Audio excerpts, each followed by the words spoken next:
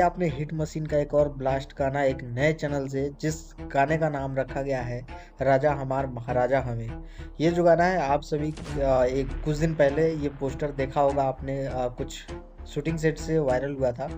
आप सभी को बता दें, ये जो गाना है इस गाने को खेसारी लाल यादव और कल्पना पटवारी ने इस गाने को गाया है, ड्यूट की है कल्पना पटवारी जी पहली बार खेसारी लाल यादव के नए गाने में।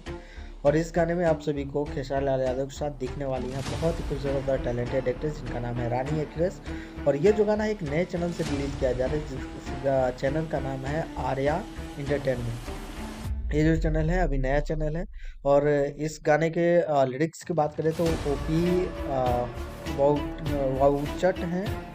और जो लिरिक्स राइटर थे एक और उनके साथ में है सत्यजीत यादव हैं। और जो म्यूजिक है वो सत्यजीत यादव का और आर्या शर्मा, दो लोगों का है। और इस गाने को आप सभी के बीच में 18 नवंबर को रिलीज़ किया जा रहा है 6:15 पे आर्या इंटरटेनमेंट भोजपुरी चैनल से। बहुत ही खूबसूरत गाना है, तो इस गाने को जरूर सुनिएगा। अभी जस्ट पोस्टर रिलीज़ किया गया है इसका।